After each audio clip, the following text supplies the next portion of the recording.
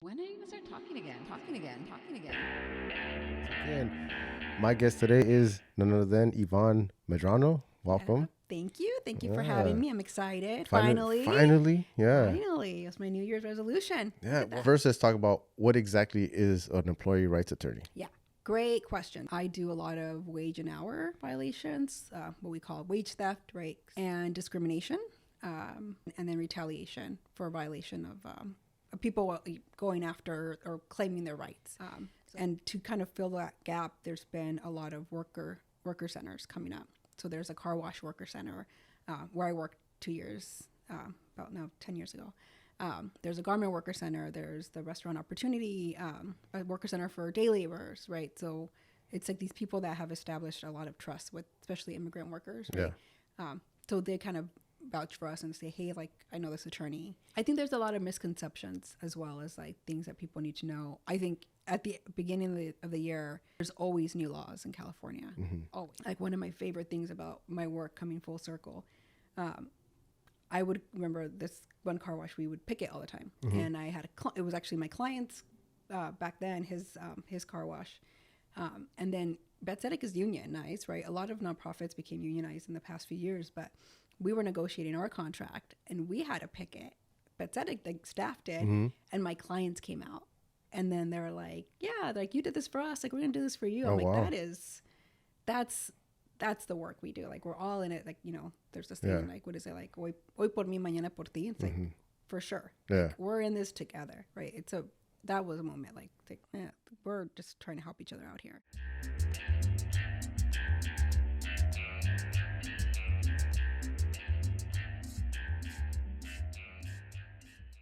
What's up, everybody? This is Fidel of Talking Again podcast. We're here on another edition of the show. This is The Tap, and we're here at the Tap Studios once again. My guest today is none other than Yvonne Medrano. Welcome. Thank you. Thank you for having me. I'm excited. Finally, yeah. Finally. It's my New Year's resolution. Yeah, well, here's the thing. I always like it would be interesting to talk to you.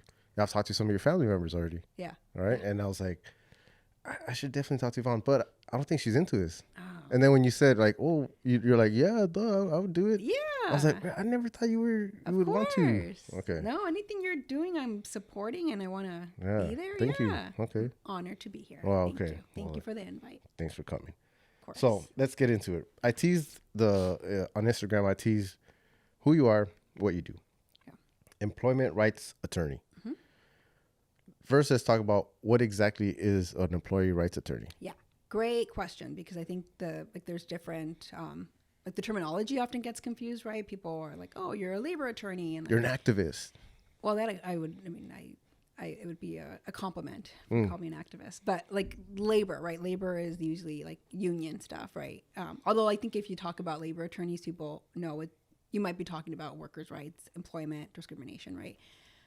But technically, there's labor attorneys, labor law. That's like union, right? Union attorneys. There's workers' comp attorneys that usually only focus on workers' comp, and then there's employment attorneys. And then obviously there's defendants, defense side and plaintiff side.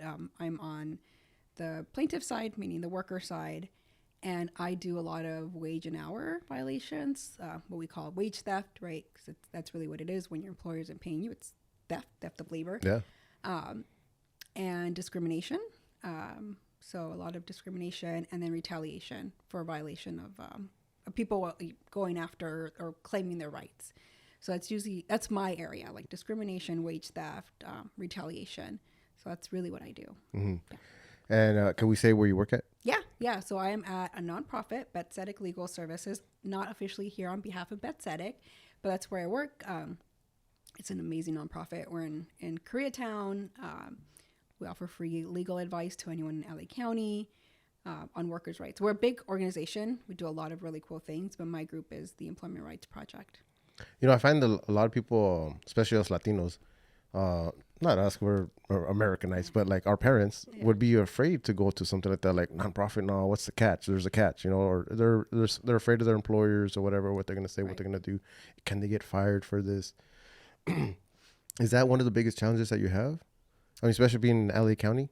Yeah, I think with retaliation, especially, there's a fear of retaliation. And unfortunately, it's a very, very valid fear, right? And because people get retaliated against all the time. Of course. And, and I think it's our job as attorneys, as advocates, to lay out all the possibility for people and respect their decision at the end of the day, right?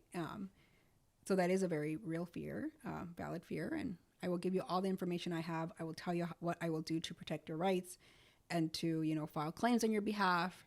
But at the end of the day, it's such a personal choice, right? But it's a scary thing to do, unfortunately. Mm-hmm. But I think one thing that we really pride ourselves in at my job is we have a lot of community relationships. So a lot of our referrals are from community partners. We're open to anybody, right? But I think having that in between, like somebody like vouch for you, is really important in the kind of the type of work we do. Yeah. And somebody like that would that you guys work with, it would be like what, a church or schools? We partner with one school, the RFK, Robert F. Kennedy School, because it's right next to us, and they have a clinic there through UCLA. So we work with them, but mostly it's worker centers. Oh, really? So we all, everyone's really familiar with unions, but unionized workers are usually not low-wage workers. They usually have resources, right? They have a union, they have a contract. And there's a huge workforce that's not unionized, right? And that's usually like, garment workers, car wash, restaurant. And to kind of fill that gap, there's been a lot of worker centers coming up. So there's a car wash worker center where I worked 10 years ago. There's a garment worker center. There's the restaurant opportunity, Restaurant Opportunity Center, I believe. There's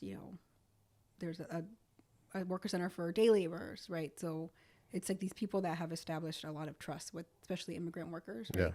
Yeah. So they kind of vouch for us and say, hey, like, I know this attorney. We don't charge at all for our services, which, also kind of like is a red flag for people, but we don't charge at all. So that's who that's where we get a lot of our referrals from. Mm-hmm. And I'm sorry, I forgot to ask how long you've been working in this type of field. I've been practicing law now for 11 years. Wow, congratulations. Oh, thank you.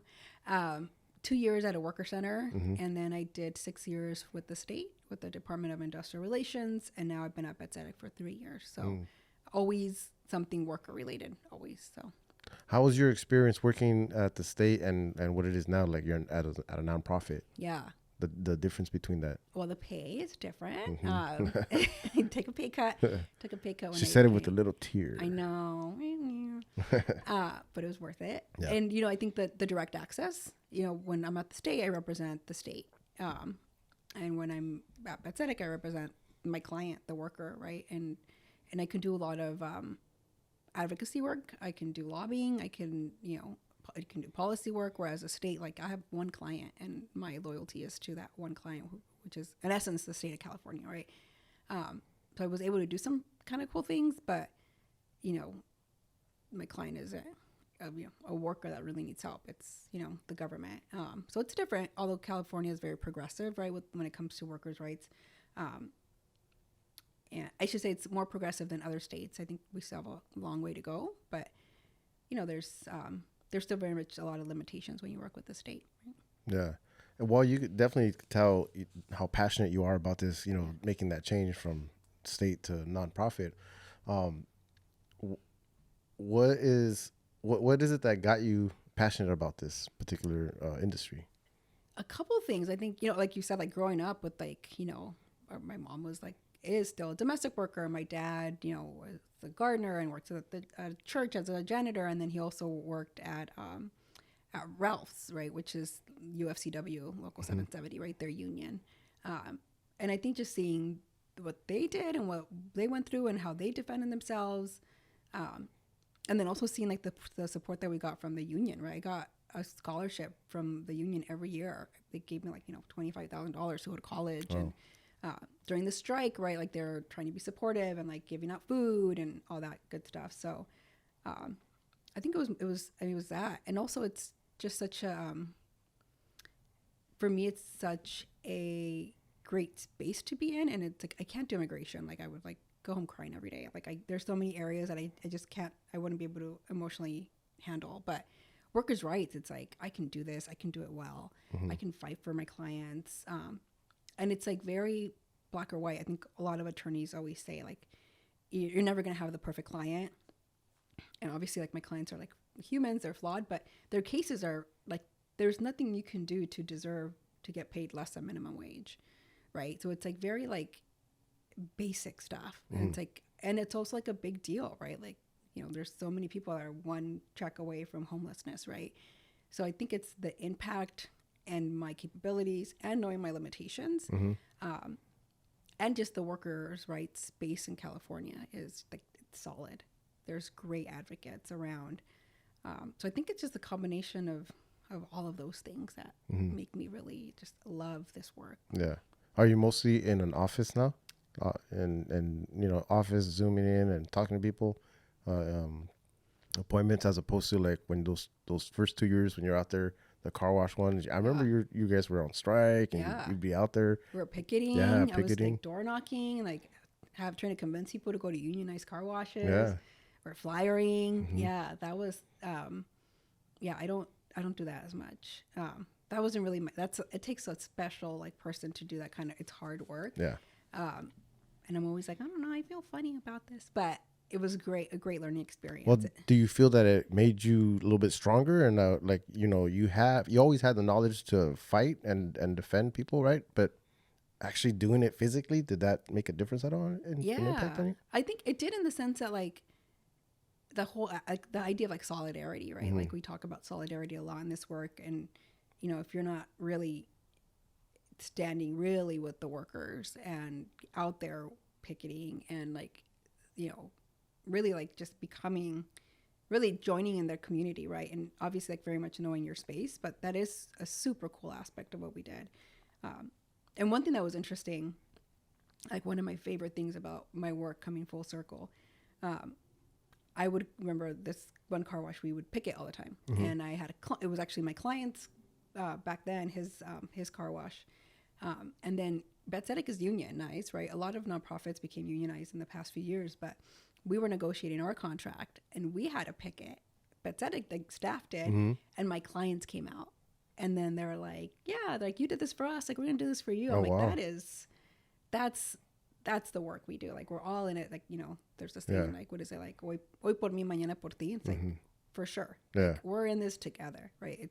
That was a moment like we're just trying to help each other out here. Nice. Yeah. So they remembered you.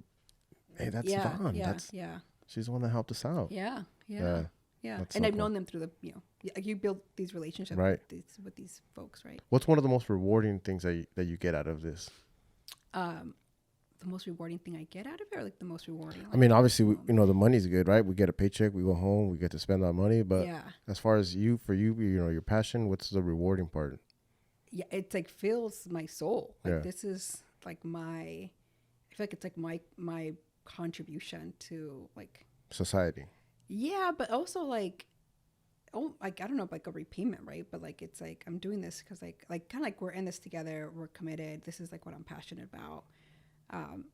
But yeah, like if I feel good about the work that I do every day, which is like, you know, not that I didn't always feel good about the work with the state.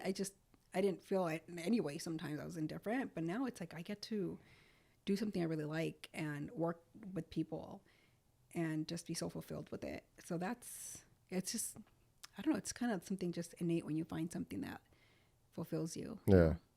Yeah. Would you say that this is your dream job? Yeah. Really? Yeah. Yeah. Nothing else that you want to, or maybe you haven't decided, but anything you want to tackle later on in a few years from now, or? You know, or this is it? No, I don't think this is it. I wouldn't go there. But for now, this is my dream job for sure. Yeah. And I think, you know, I've always kind of like transitioned. I've been in one space and it's like, okay, that was a really good job for me then. And now maybe it's not so much, so I'll move. But I can see myself transitioning maybe to like, maybe policy work down the line. But for now, like, you know, I think for the first time in my career, like I'm not looking for what's next. I just like, this is it for me right now. This is really cool. Good job, good employer, like good coworkers. So for me, I just want to focus on this right now. It's kind of exciting. Excuse me. I remember you said when you were younger, your thing was politics. I remember it was politics. Yeah. You were into politics, and I always thought like, oh, she's gonna be, city council one day, and then Yeah. from there, just mayor and just take over. Yeah. Is that in your plans at all? I mean, No. you're young, but it could happen, or no? That's No, it. Out of not it. for. I don't think I wouldn't enter politics. I wouldn't want to be like an elected member. I could maybe see myself down the line like supporting an elected member, being like their like labor and workforce like director or something like that. But I don't know, seeing how like the pressure that these folks are under, like being on 24/7 and like the events, and it's like that's just not a priority for me right now. Like I want to hang out with my kids. I want to like pick them up and drop them off. And, Of course. yeah, and I want to have some flexibility in my life. And I think from what I've seen, a lot of the politicians, at least the higher up ones, like city council members, it's like in LA, right? That's what I'm thinking. Like that's their life, it seems like. Oh yeah. And they have to be super careful, and they're like attacked, and it's like Especially nowadays, right? With the phone, the media, and Yeah. media is now Instagram, like your peers. yeah. No? Yeah. You It's post like, a video, go viral, and I then don't want that. yeah. I'm good. But I would support. I can see myself maybe like being like a legislative person Yeah. down the line. But yeah. All right. Let's talk a little bit about Yvonne when she was a little girl. Yeah. Do you? Because I remember, Yeah. we've known each other a very long time. Yeah. How old were you when Probably like 9 was it? or 10. Yeah. 10-ish probably. Maybe Yeah. 90, like 97, 98. Maybe. I don't know. Yeah. Someone else could do the math, Yeah, but it's been a long time. yeah. And back then, did you know that you wanted to do something like this? Like what made you go be an attorney, be a lawyer? Yeah. I think I always, from what since I can remember, I wanted to be an attorney. Mm-hmm. I think it was like my parents, right? Mostly my mom, like really, she would be like, oh, there's my little attorney. And, I think it's, again, like the immigrant kid, right? Like all of me and my sisters were like the translators, like we had to read the documents, like, ay, le esto. It's like this like legal document over there, like, dice. So your mom started off by like, joking around, but not really joking around because she probably, Yeah. helped you motivate yourself, to Yeah, get into yeah. that. But what do you think she saw in you that this is an attorney? Oh, Like, I don't know. was it Ask you like her. was, I got to get your mom on the podcast. Yeah. That'd be interesting. But were you combative? Like, or not combative, but like always arguing? Maybe you tell me. You've known me since I was like, I think I've always had like a little bit of. Well, you a always had mouth on me. comebacks. You always had comebacks. Yeah. Not like Alice comebacks, but Yeah. you had I was receipts. mouthy, yeah. You had receipts. Yeah. Like, Yeah. yeah. I think I was always like assertive, Mm-hmm. maybe a little mouthy. I love a good comeback, always, right? And I loved government and like learning about that stuff. It was always really interesting. Like I loved watching debates. Like, gosh, I think even like junior high, I was watching like political debates and people like really the fighting, right? And like strategic fighting was fascinating to me, and it still is. Yeah. So I think it was, and I used to say I wanted to be president, right? I was like, I'm going to be the president, first Latina president. Yeah. Which would now be like my like nightmare job. But a lot of the presidents, I remember my mom bought me biographies, and like a lot of them were attorneys. Right? Yeah. And like, okay, well maybe I need to be an attorney first, like baby steps. And it was just kind of always like on my radar, like, oh, I'm going to probably be an attorney. Yeah. Yeah. I do remember Clinton being one of those that Oh my you. God, I love Bill Clinton. Yeah. Loved, not Yeah. anymore. Loved. I'm Not over it. anymore. Yeah. I grew out of that. Yeah, we broke up. I went through a phase. Yeah. What was it? Do you remember of Clinton that you loved, that you thought, I mean, even like I didn't like I met him at a book signing, and he's like just very charismatic, very smart. Yeah. I think it was a lot of that, like watching him speak and like be so eloquent and direct, and yeah, I mean, obviously the man has his flaws, but I don't know what it was. Yeah, I think it was just that, like the like public speaking, and like, yeah, he knew his stuff. He's a smart dude, obviously. Yeah. Yeah. Well, I remember. Okay, let's talk Covina High School. Yeah. You weren't just gonna ride through high school like whatever. You started clubs. Oh, you started did, a couple of clubs, right? I started the LGBTQ. Oh, that's the first one. Yeah, we started that That's right. one. That's right, yeah. Me and Timothy Anderson. Shout out to Timmy. Yeah. We did that, but you know what? A lot of it was like I need to get to college. That was always my goal. Yeah, I remember you even signed up for the basketball team because Just you to- needed like a sports. Was it a sports credit? or Yeah, I something? think I was like in frosh soft for like my sophomore year. Yeah. And we never won a game. But it's like I don't care. I'm gonna write it down. Yeah, I was very like I was like I'm. You're Gonna, determined. You wanted Yeah. the college was your plan. You knew you wanted to get there. Yeah, That was always the plan. So, Yeah. yeah, it was Was- into Was high school. Loyola Marymount the plan always? or- No, LMU was not the plan. I always said I always wanted to go to Berkeley. Mhm. I was like, I'm gonna go to Cal. I'm gonna go to Berkeley. But I had heard about LMU. I'm like, all right, let me go check it out. I checked it out. Beautiful campus, right?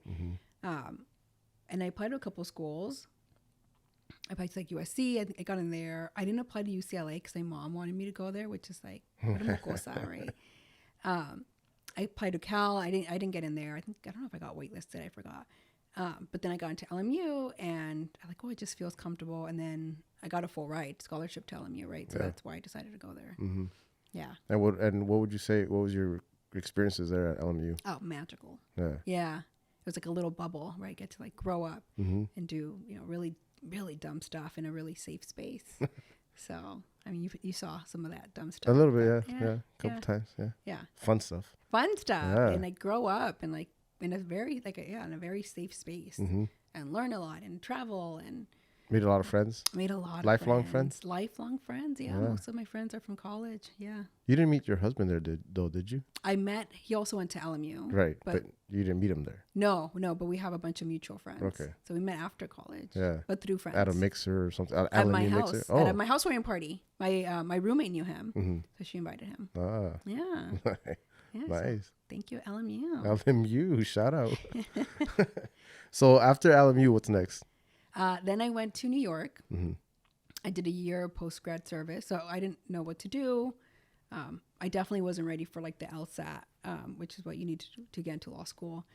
And LMU is very like service focused. So they have like, it's kind of like a domestic Peace Corps, right? There's a couple different programs. There's like AmeriCorps, the Jesuit Volunteer Corps, and I did the Episcopalian, now called the Episcopalian Volunteer Corps.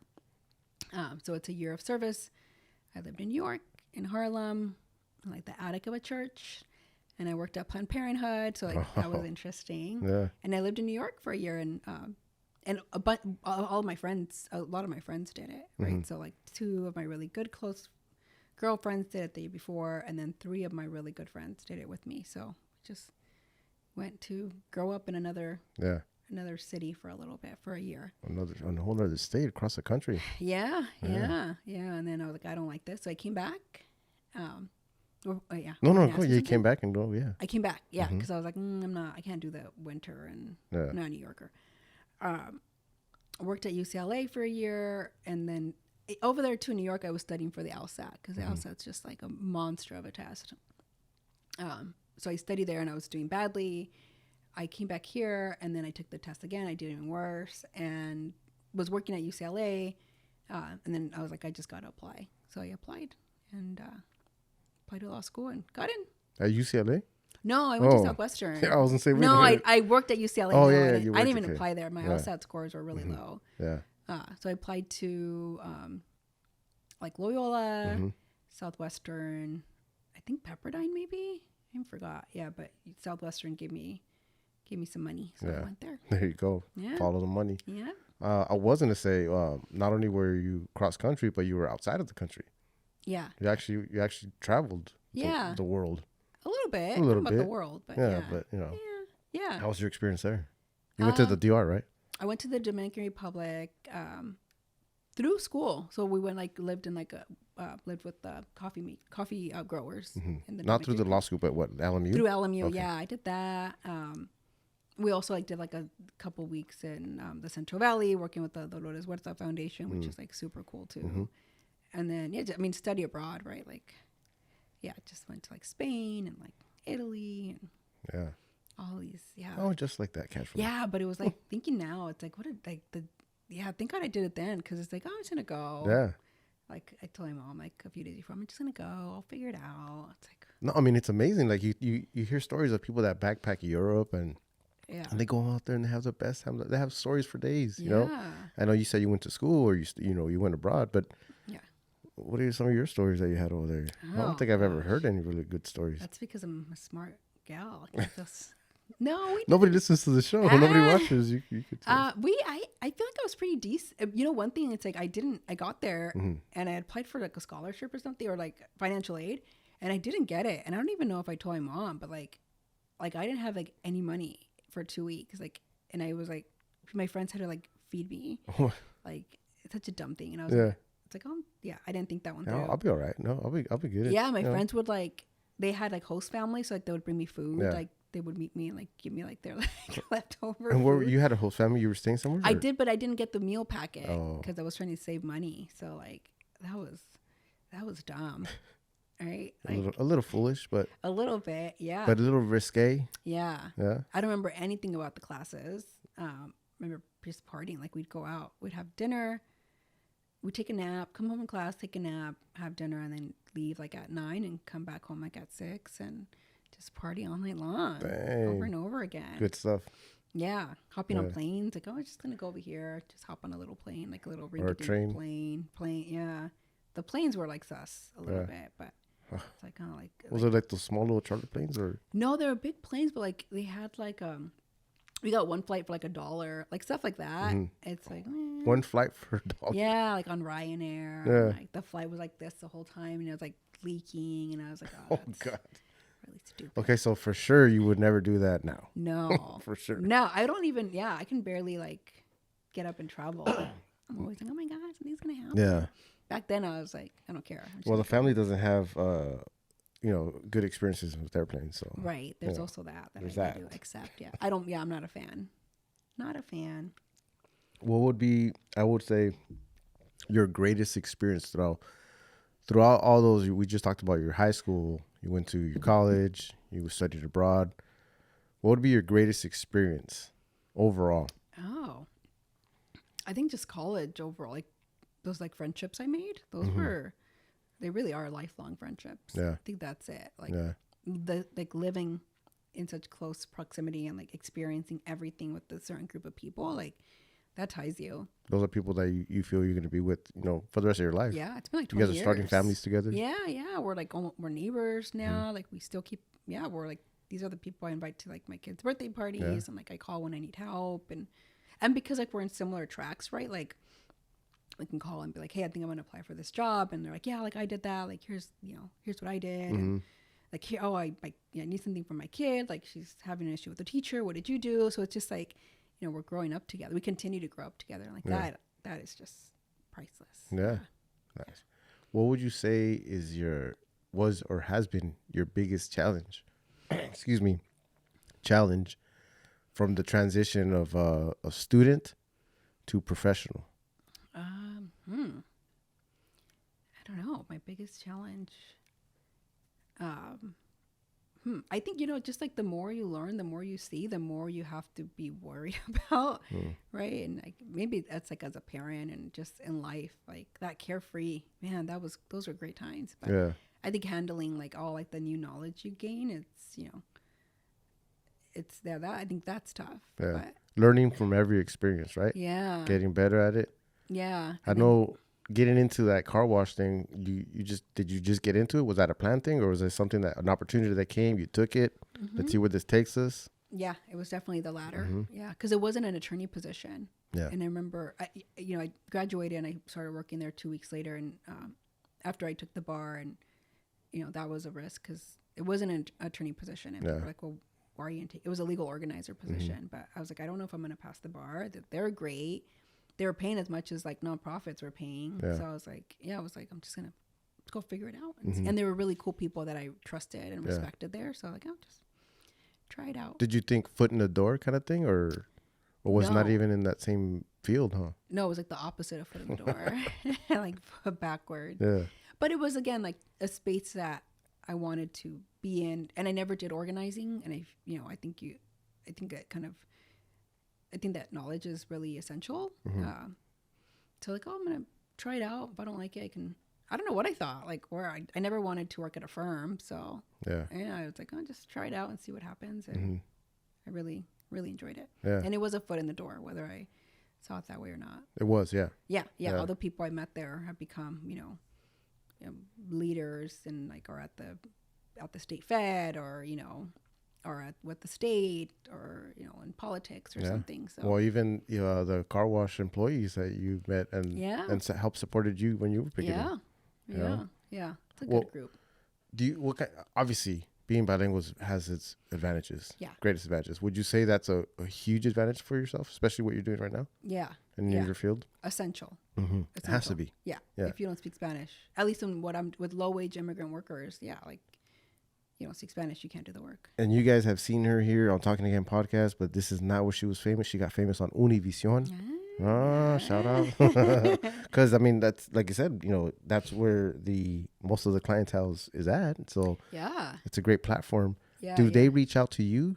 You guys have a relationship with them already? Betzedek does, and it's something new. My coworker used to do it, and then he kind of got tired of it.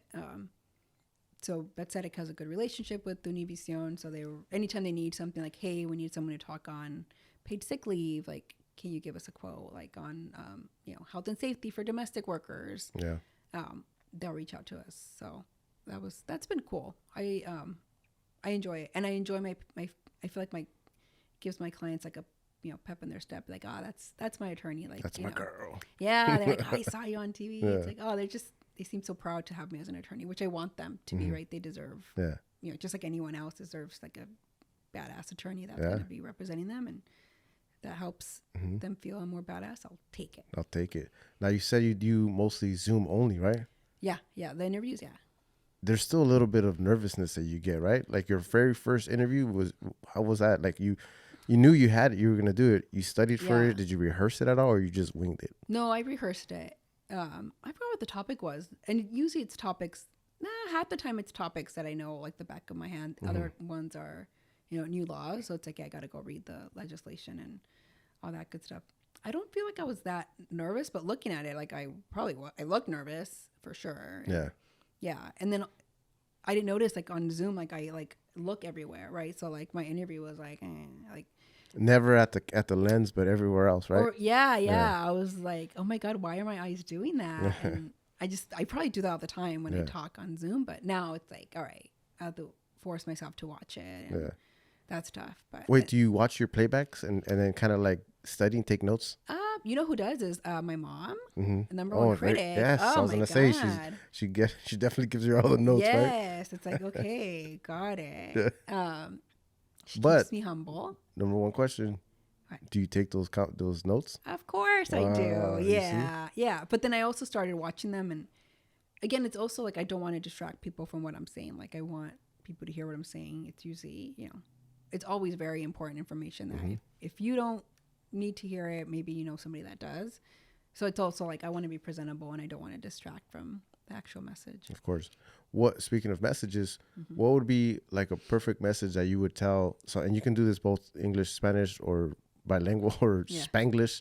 But what would be a good message to tell people right now that are watching this?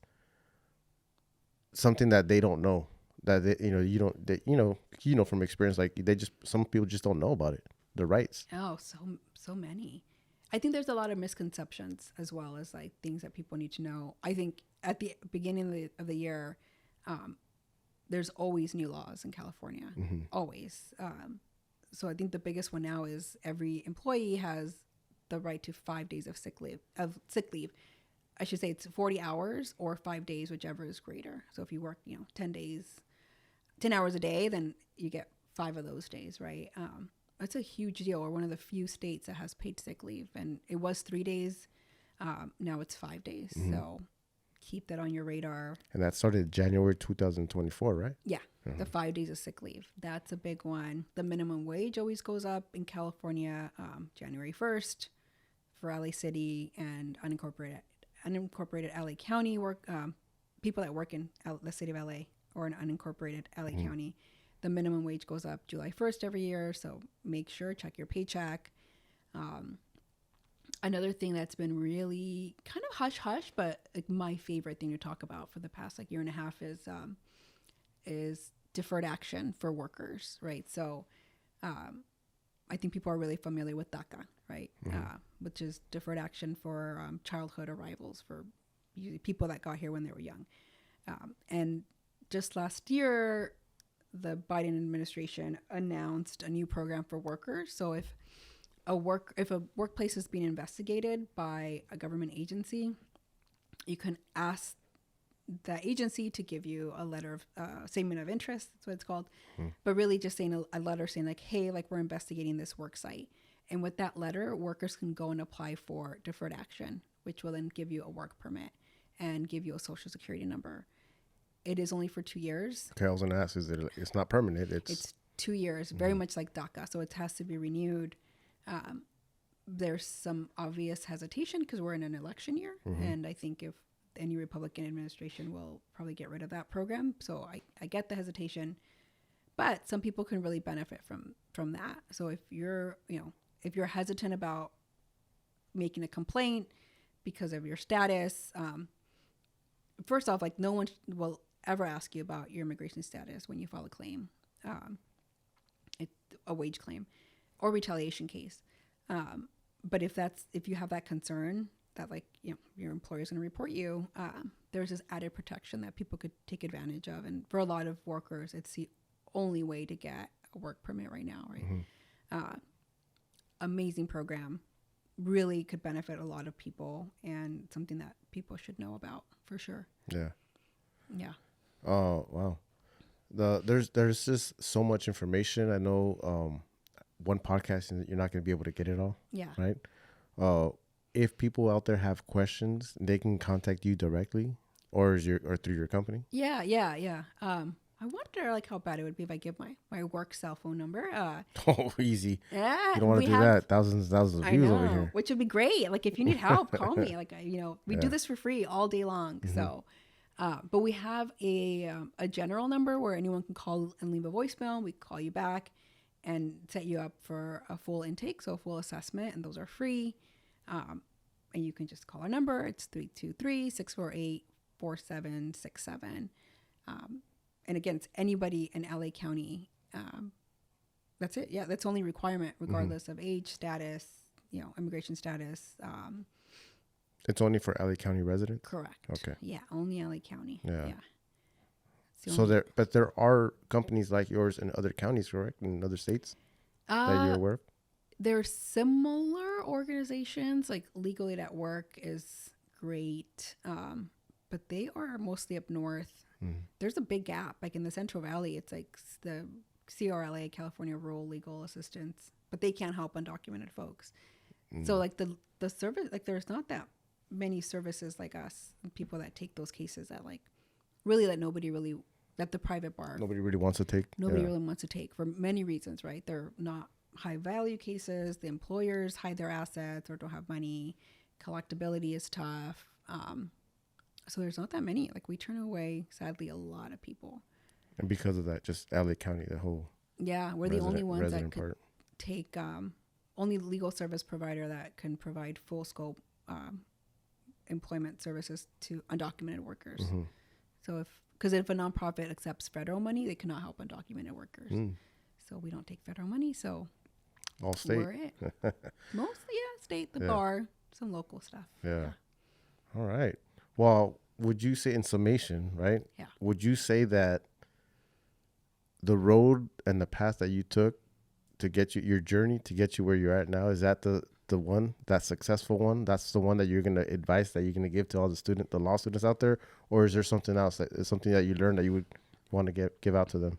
I think there's many ways to get, if you want to go to law school, if you want to become an attorney, which I think it's a great career.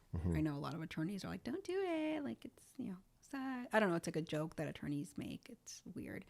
I think it's a great degree to have, even if you don't want to practice law. A lot of attorneys don't practice law after like 5-10 years. And there's different ways to get there, right? It's like you could, take more time off, have a second career. It's just, if it's something that interests you, like go for it. Yeah. I enjoyed it. So there you go. Do it. There it is. Well, thank you very much for coming. Thank you. I appreciate the talk. It was fun. Maybe next time we'll do a more personal one, or we'll bring someone in. Yeah. And we'll do like a just chit chat. No more, Q&A. We'll do shots. Oh, we are drinking some tequila. Or I'll have mezcal. You got the tequila over there. Yeah. Yeah. Well, thanks again for coming. Thank you. This was appreciate great. it. Yeah, it was fun. Thank you. All right, you guys. Well, make sure you guys check her out. Follow her. What's the name of the company again? Bet Tzedek Legal Services. Bet Tzedek. I know it's spelled with a T though. BET, Bet, and then Tzedek, TZEDK to Hebrew. Hebrew. All right. Hebrew. Well, there you go. Thanks for tuning in. Thanks for watching. We appreciate you guys, and tune in for the next show. Adios. When are you going to start talking again?